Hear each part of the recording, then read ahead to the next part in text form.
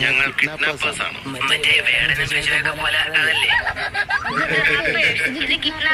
ഞങ്ങൾ തട്ടിക്കൊണ്ടുപോകാൻ വന്ന ഭീകരന്മാരാ. ഈ കാട്ടാമൃഗമൊക്കെ കൂടെ നരച്ചില്ലെന്തിന്?